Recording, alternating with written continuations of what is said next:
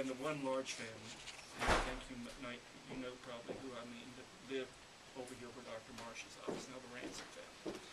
And there were a number of children in that family. And I played with them, and I had a good time. We would jump this creek over here when it was a real creek and not a little trickle going through, when you still had water moccasins, and there were water moccasins among other various snakes, but there were moccasins in that creek.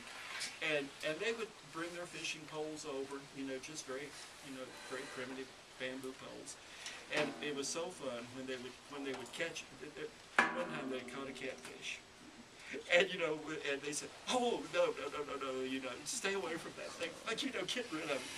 Sting you, it'll sting you. But they were good times. The parents, well, I'll tell you, my grandparents, I don't know how they, in their senior years, how they would have done it without the Ransoms helping out. They really did. And I regret to say now that there are no black families in the village of Middlebrook.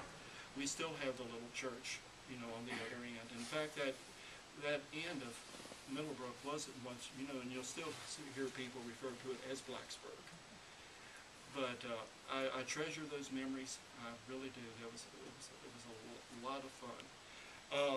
My parents, George and Ruby, Mom's here today, had the grocery store for 28 years in Middlebrook. And this was kind of an enterprise. My grandfather, you know, but he had started this business. My father being the younger, he was at the grocery store, and my uncle went to the funeral home. I mean, that was the dictate. That's the way it was. And in those days, it was a busy place. It really was. There were at that time many tenant farmers in the area. Most notably was at Silverbrook and the Plymmer farm. And these people on Saturdays would come for their groceries, you know. And it was a different time, a different era altogether. And of course, Dad, you know, he had a full line of everything. No ABC license at that time. You had to go somewhere else for that, either Greenville or Stanton or something. But anyway, we even had a big case in the back for flour and cornmeal and things like that that was back there. At Christmas time, he would have toys, you know, things like this. And one of the big activities at Christmas time for Mom and Dad, and I don't know, she can correct me back there, but wouldn't you say easily we would bag over 1,000 pounds of different types of candy at Christmas? And now Frank down at I'm sorry, Terry still, I think they still bag some of the, you know, the candy would come in bulk in the you know, in cardboard boxes, different chocolate drops, gum candies, different various hard candies, and people look forward to that bag candy at Christmas. Times were so much simpler and so much better than it really was. But he had a full line of groceries, and I know when Dr. Moore was here in the village, and he would check regularly. You know, he'd come down and see what was on the over the counter. You know, as far as aspirins and, you know, whatever pain relievers were at the time.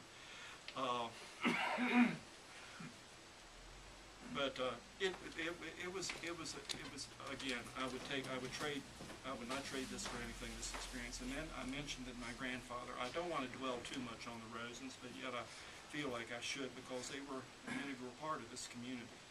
Granddad had the funeral home, and this was H.T. Rosen and Son, and the date is 1881.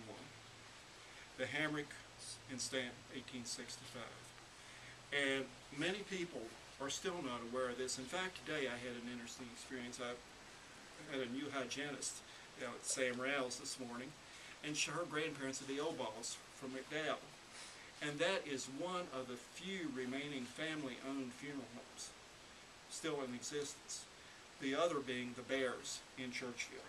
All the rest are different corporations or umbrella-type arrangements. But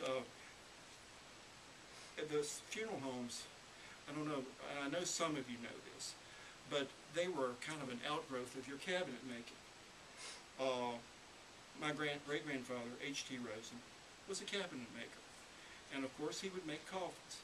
This was also true of the Whitesels in Brownsburg, the Bears in Churchville, and also the Hamricks, that being with the Bickle family. that was the association. I mean, these people, well, they were primarily cabinet makers, furniture makers.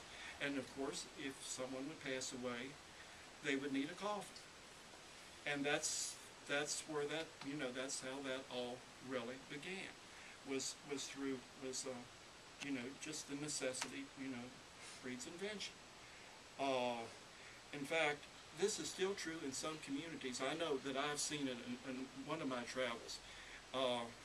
Several years ago, I was in Guatemala, and we were in the mountains.